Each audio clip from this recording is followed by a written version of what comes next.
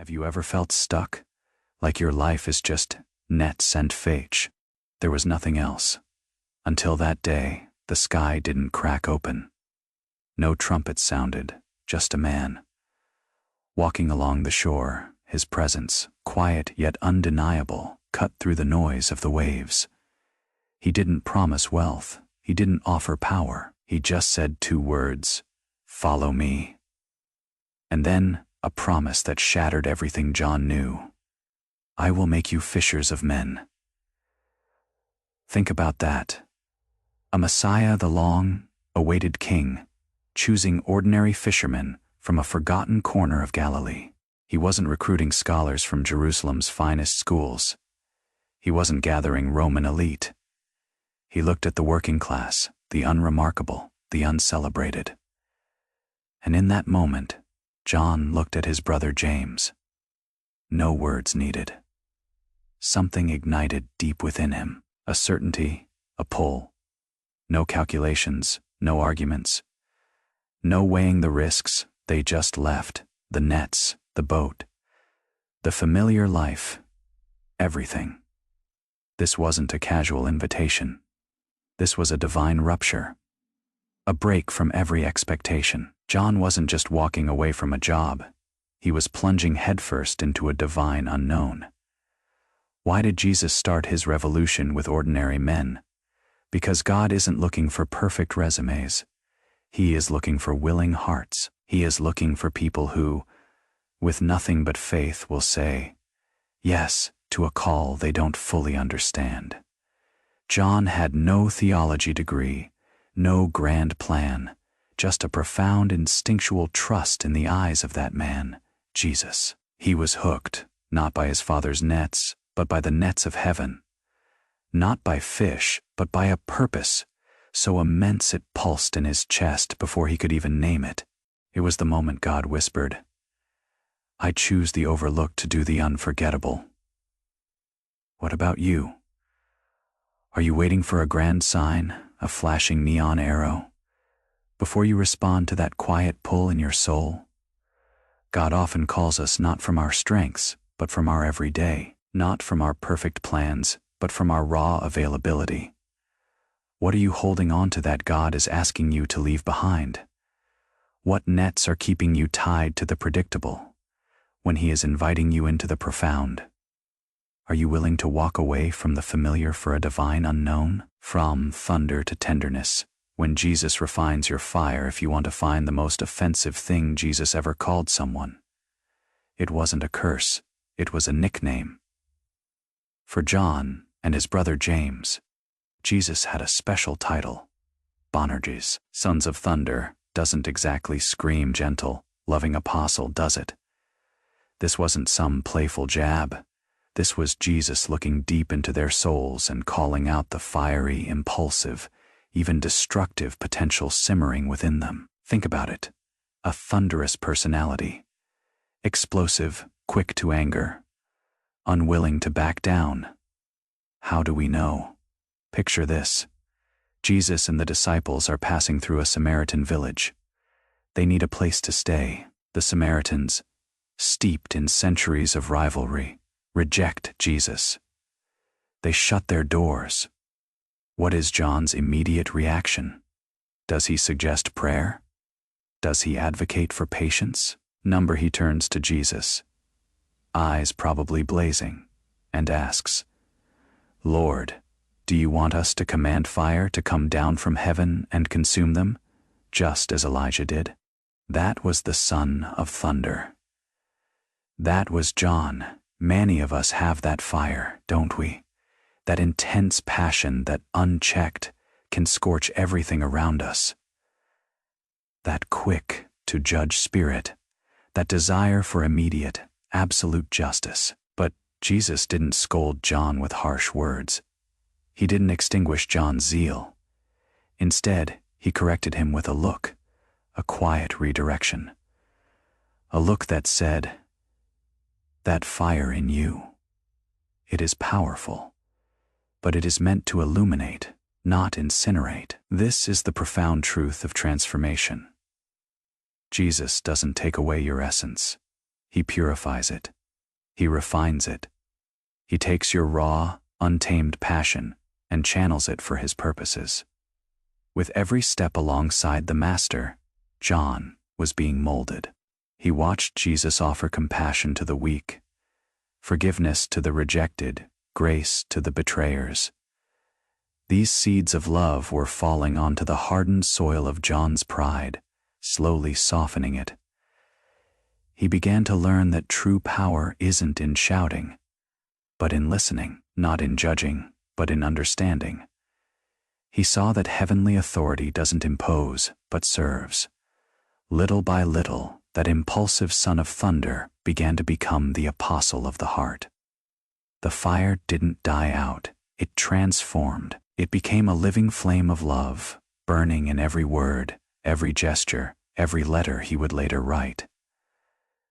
The thunder still echoed in his soul, but now it was used to proclaim good news, not to destroy cities. It became the voice of passionate love, not raging judgment. Where is your untamed fire? What raw intensity within you needs the refining touch of Jesus? Are you willing to let him purify your passion, so it becomes a force for good, a beacon of light rather than a consuming blaze? Let it become your greatest offering. The inner circle, proximity, changes everything. What truly separates someone from the crowd? It is not always talent. It is not always skill. Sometimes it is simply proximity. Intimacy. John was part of Jesus' inner circle. Among the 12 disciples, there were 3, Peter, James, and John, who were taken to moments the others didn't witness.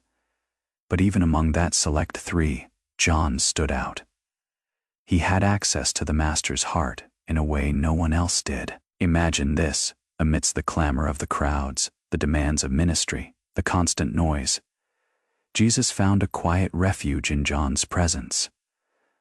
A reliable silence, a safe place to rest his soul. John was the disciple who leaned on Jesus' chest at the Last Supper, the one who heard the Savior's breathing, who felt the beat of his heart. This wasn't just physical closeness. It was a spiritual, almost visceral connection. John absorbed everything, every whispered word, every subtle gesture, every profound silence he observed with attentive eyes. Yes, but even more, with an open, receptive heart. Perhaps that is why, among the 4 gospel writers, John uniquely begins his account, not with genealogies or birth narratives, but with a cosmic declaration. In the beginning was the Word, and the Word was with God, and the Word was God. He understood something profoundly, deeply, about the very nature of Christ. Not just what Jesus fated Fey, but Fey who he was Fey. John saw Jesus in his glory when the Master was transfigured on the mountain, his face shining like the sun, but he also saw him in his gut, wrenching agony, sweating blood in Gethsemane. While others fled, John stayed. He remained. This daily intimate fellowship with the Son of God molded every part of his being. John didn't just follow Jesus in the sermons or in the miracles. He walked with him on the dusty roads. He shared meals in simple homes. He witnessed the quiet glances between one crowd and another. He knew Jesus' footsteps by sound, like a friend who recognizes the exact cadence of the one they love. That is why, later, when John wrote his letters, he spoke with such authority about love. He didn't write based on abstract theories. He saw Fey love. He touched Fey love. He lived Fey alongside love in human form. Every night under the stars of Galilee, every morning around the fire, every shared moment with Jesus was a living lesson. John was being discipled not just to teach, but to Fey, to become a living reflection of the one he so admired. Are you seeking true transformation? It starts with proximity, with intimate fellowship. Are you allowing yourself to draw close enough to Jesus to hear his heartbeat, to feel his presence, to truly Fey him? Or are you content with keeping him at a distance? Remember, the deeper the intimacy, the more profound the transformation. What steps will you take today to lean into his presence? Standing at the cross, love's ultimate test, the sky was dark. Not just from heavy clouds, but from a tangible weight of pain hanging over Jerusalem. Creation itself seemed to groan. On top of a skull-shaped hill called Golgotha, suspended between heaven and earth, hung Jesus, the friend, the teacher, the Messiah, nailed to a cross. Most of the disciples had fled. Fear had overcome them. The promises, it seemed, had been crushed by the sound of the nails. But John remained. He stayed. Even when everything seemed lost, he looked up, his eyes burning, his heart in pieces. Seeing the one he loved so deeply suffering in an indescribable way. Jesus had already been beaten, humiliated, crowned with thorns, his body bleeding from countless wounds. Every breath was a battle, and even then, in the midst of agony, he looked at John. It was a look that pierced through the pain, finding the heart of the beloved disciple there at the foot of the cross. At that very moment, John heard words no other man received. "Woman, behold your son." And then to John, "Behold your mother." It was more than a gesture of care. It was a sacred trust. Jesus, in his final moments, entrusted his own mother to the one who had remained faithful. And he entrusted John to the woman who had given him birth. In that instant, a new bond was sealed. John was no longer just a follower. He was now the guardian of what Jesus loved most. He took Mary into his own home, like a loyal son. Imagine the silent, painful conversations they must have shared. Mary, recounting unique stories of Jesus' childhood, the Annunciation, his first cry. John, hearing the story before the story, deepening his understanding of the very essence of Christ. The John who stood at the cross was no longer the same impetuous young man who wanted fire from heaven. He was a man forged by suffering, matured in faithfulness. While soldiers cast lots for Jesus' garments, while leaders mocked, and the sky darkened, John stood firm. He couldn't save Jesus, but he could honor him with his presence. And for the Master, that was enough. It was there, in front of the flowing blood, that John understood what love truly was in its deepest, most profound form. Not the love that speaks beautifully, but the one that gives itself, the one that remains when everything else falls apart, the one that suffers alongside and embraces the pain of the beloved. What does it mean to stand firm when everything around you collapses? When your faith is tested and the easy path is to flee? True love isn't just a feeling. It is a decision, a commitment. Are you willing to stand by those you love, even when it is painful? Even when it costs you everything? This is the ultimate test of love. How will you respond when love demands your presence at the foot of the cross? Beyond the tomb, witnessing the impossible despair. It is a heavy blanket, isn't it? It smothers hope, chokes out light. That is what the disciples were living under. Their Master crucified. Their dreams shattered. Their future a terrifying blank. But what happens when that despair meets divine power? What happens when death itself is conquered? The tomb was empty. The stone rolled away. What was once despair now became hope. Alive, palpable, resurrected. John was one of the first to see it. Mary Magdalene, breathless, ran to them, crying that the body had disappeared. John and Peter raced toward the tomb. John, younger and faster, arrived first. He didn't rush in. He paused. He waited for Peter, respecting his seniority. But when he finally looked inside and saw the grave cloths carefully folded, neat, as if the body had simply evaporated from them. He believed, in that moment, a new mission was born. The Master had conquered death, but now it was the disciples' turn to go out and transform the world. John understood that the cross wasn't the end of the story. It was the key to a new beginning. In the days that followed, he saw Jesus multiple times. He saw the pierced hands touch Thomas, inviting him to believe. He saw the Master eat fish with them around a fire on the beach, his glorified body still so utterly human. He heard the voice that, even glorified, still carried the same tone of tenderness and authority. It was also in this phase that John witnessed something profound between Jesus and Peter. After Peter's devastating denial, Jesus restored him through direct, healing questions. And John was there, listening to everything. When Peter, still insecure, pointed to John and asked, "Lord, what about this man?" Jesus' answer would echo for years. "If I want him to remain until I come, what is that to you? You follow me." John not only heard these words,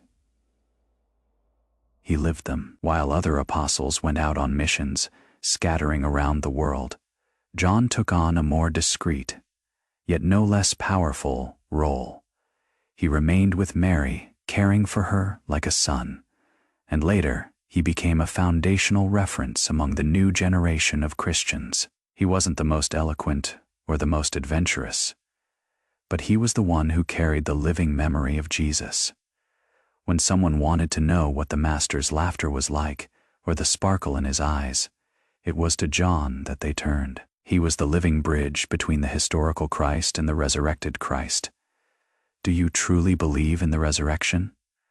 Not just as a historical fact, but as a living power that changes everything.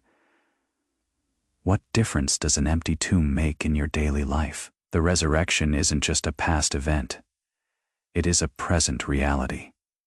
It is the power to overcome despair, to find purpose in the brokenness, to embark on a new mission. How will you let the resurrected Christ transform your impossible into his profound possibility? The silent pillar. Leadership redefined in a world obsessed with platforms, with shining stages and booming voices. We often miss the true engines of change. We chase outward validation, but impact often hides in quiet faithfulness. Amidst the explosive growth of the early church faith apostles preaching courageously, signs and wonders happening, persecutions intensifying, faith John followed a different path.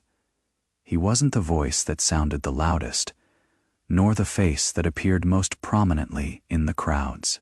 But behind the scenes of faith, there was a silent pillar, supporting a vast weight. That pillar was John. While Peter became the outspoken spokesman of the church in Jerusalem, and Paul took the gospel to the Gentile world with astonishing missionary journeys, John cultivated another form of leadership, that of constant presence, attentive listening, and wise counsel. He wasn't looking for a spotlight, but he was always faith their faith when something important happened. It was John, for example, who stood beside Peter when the paralyzed man was healed at the temple gate, while Peter declared, "I have neither silver nor gold, but what I do have I give you." John was there, praying in silence, sustaining with his faith. His name didn't frequently appear in every dramatic account, but his influence was deeply felt. He was the type of leader who trained other leaders, not by commanding, but by simply being. John was also present in the first great debates of the church, such as the one about Gentiles and circumcision. There, when many were divided between Jewish tradition and the new faith in Christ, his voice brought balance. He wasn't one to cause division. He was one to unite the pieces, to remind everyone of the essential truth, that faith in Jesus was greater than any ritual or rite. His wisdom, steeped in decades of intimate knowledge of Christ, cut through the noise and brought clarity. Another profound detail: John stood firm for decades while all the other apostles were killed one by one.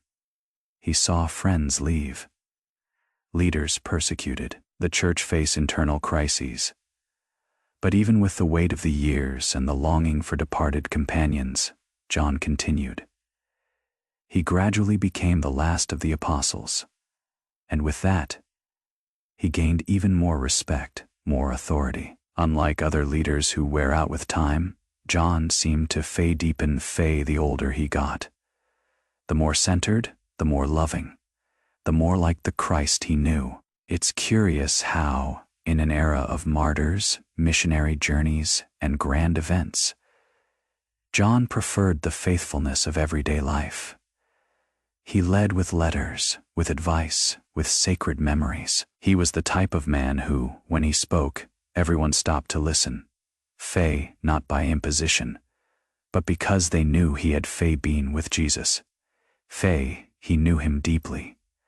John's leadership was like the gentle breeze after a storm. It didn't impress with its raw power, but with the profound peace and clarity it left in the air.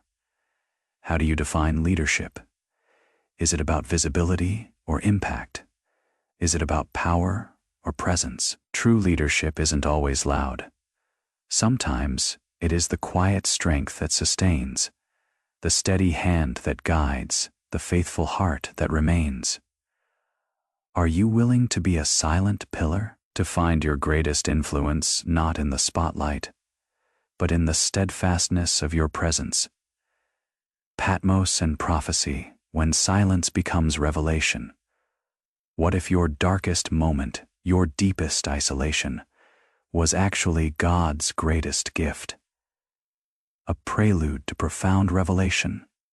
Time had passed. John was already an old man, his hair white as snow, his hands marked by decades of service, and a heart still full of fire for Jesus.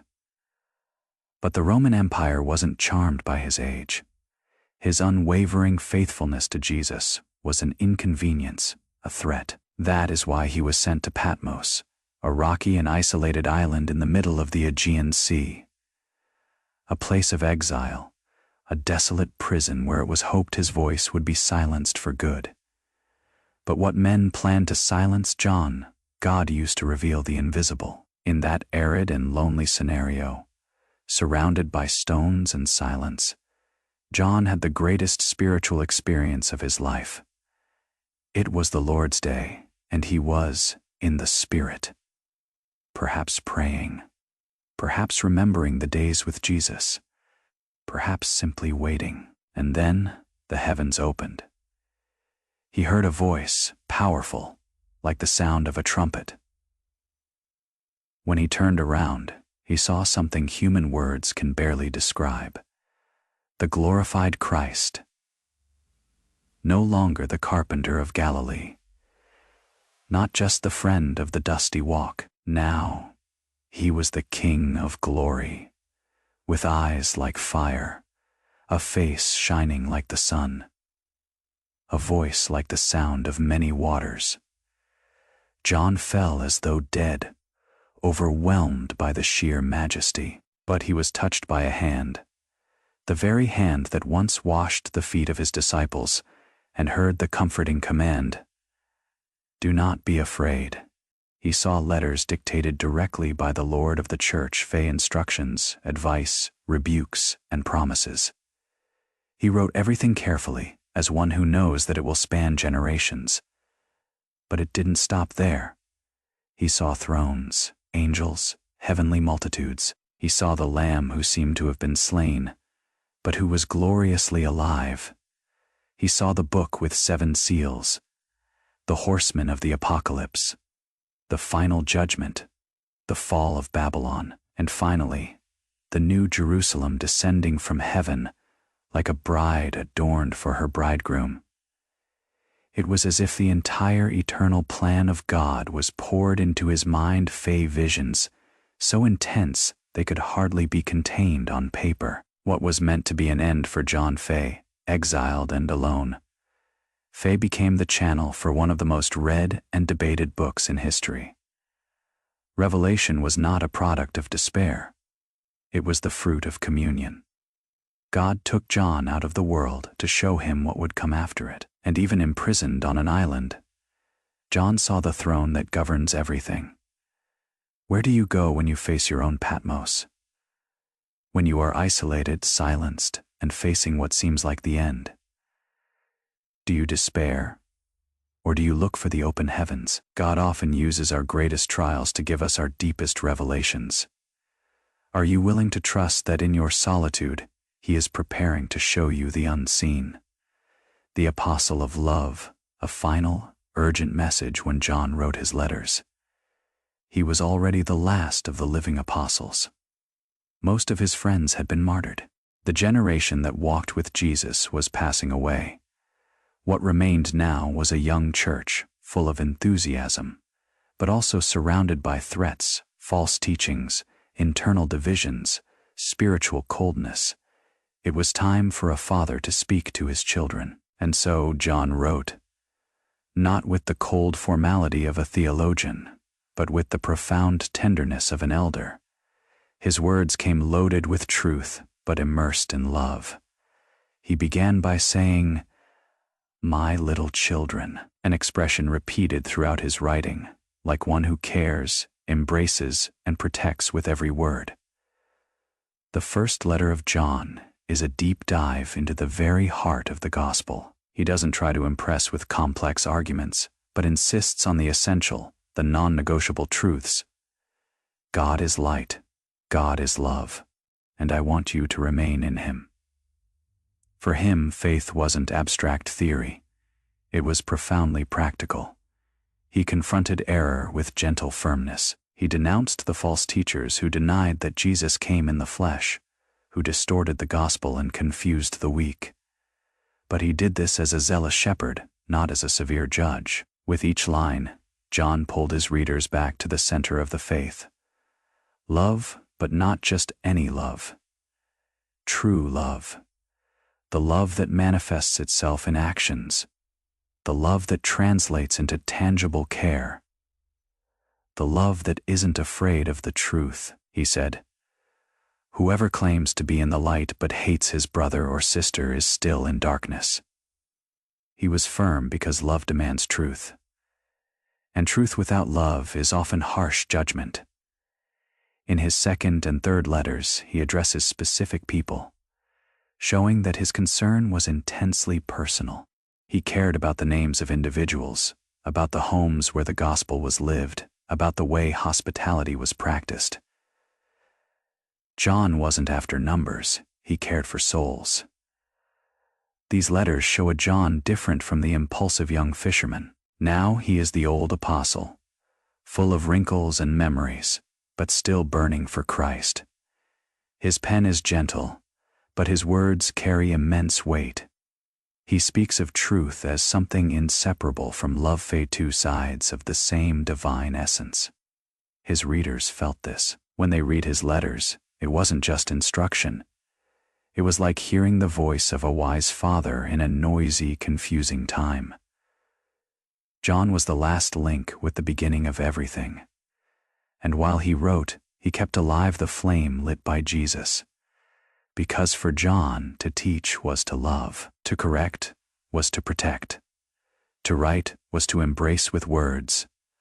John lived longer than any other apostle. While all his mission companions were killed, he remained. He survived time, persecutions, exile, and the profound silence that comes when friends leave and only memory remains. He was the last guardian of an era. Imagine the weight of that, carrying in his mind the exact words of Jesus, the sound of his laughter, the details of each miracle, knowing that no one else alive could confirm everything. The look of Jesus, the steps on the road to Emmaus, the taste of the broken bread, all rested in John's memory. But he didn't remain silent.